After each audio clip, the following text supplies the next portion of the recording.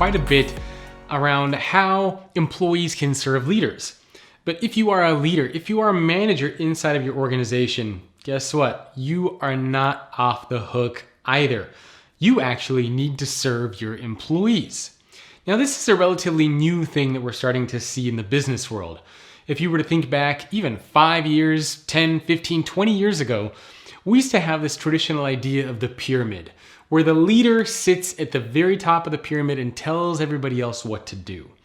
But today, we're starting to see this kind of inversion of the pyramid, where now the leader is at the very bottom, kind of propping everybody else up. So if you are in that position of power inside of your company, there is a very simple leadership hack that I want to encourage you to practice. And that is to believe that your job is to help make other people more successful than you. So when you show up to work every day, have that belief in mind every day. My job as a leader is to help make other people around me more successful even than me. And if you look again in sports, various sports teams, or even individual leaders in sports who have become very successful in their careers, you'll know that behind every great sports team, behind every great athlete, there is always that coach. And anytime these team members or anytime these teams win awards, they win championships, whether the athletes win championships, the first thing they always say is, I couldn't have done it without my coach. And so you need to believe that your job every day when you show up to work is to help make other people more successful than you. And if you believe that and you repeat that to yourself, and you're going to find that everything that you do changes. Your behavior will change, your attitude will change, everything is going to be different, and it's all because you think differently about your role and what your position is and what you should actually be doing. So again, I will repeat it one more time.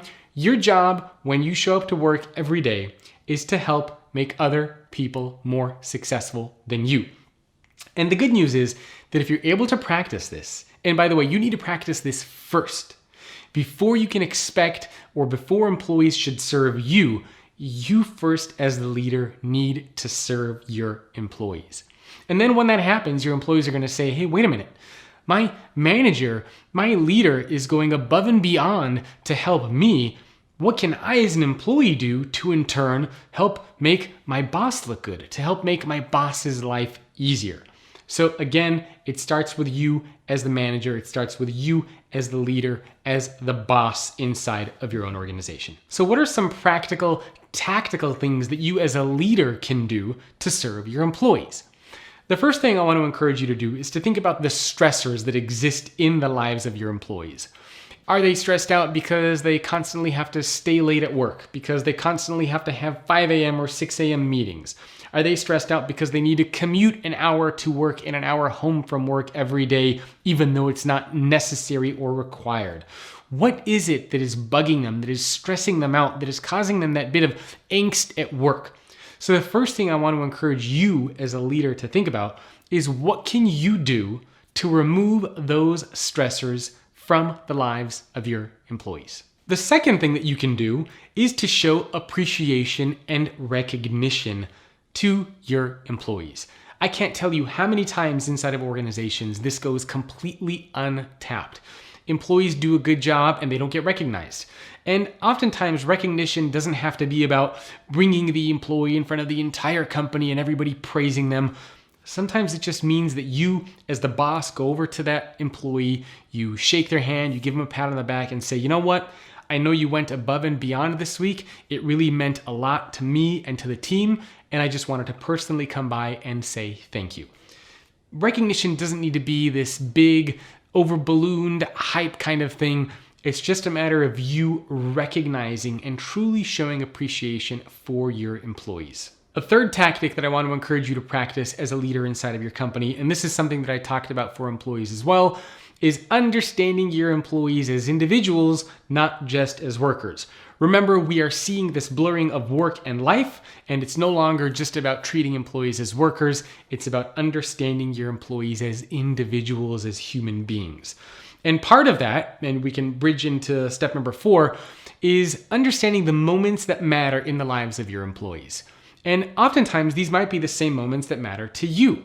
Maybe it's the first day on the job. Maybe it's the first time an employee completes a big milestone or a project. Maybe it's the first time the employee gets promoted. Maybe it's the first time the employee buys a house or has a child. Whatever these moments are, as a leader, it's up to you to make sure you understand the moments that matter in the lives of your employees. And this is crucial. This goes a long way because when those moments happen, you can do something to create a meaningful experience for those employees. You can serve them in those moments of need or in those moments of happiness. The last tactical tip I want to encourage you to practice as a leader is asking yourself, what are the obstacles that are in the paths of my employees? And what can I do to remove those obstacles from their path? So whatever those obstacles might be, maybe it's dealing with bureaucracy and office politics and another manager on another team isn't letting something happen. You need to step forward. You need to get in the way. You need to block and tackle and push those obstacles out of the way so that your employees can do their jobs effectively and so they don't need to feel like they're constantly stressed out and disengaged at work. So what are the obstacles that your employees are faced with? And how can you, as a leader, remove those obstacles? Athena and I hope you enjoyed that. If you want more content like that, check out futureofworkpodcast.com. And do me a favor, please review the podcast on Apple Podcasts or whatever your preferred channel is. Thank you very much.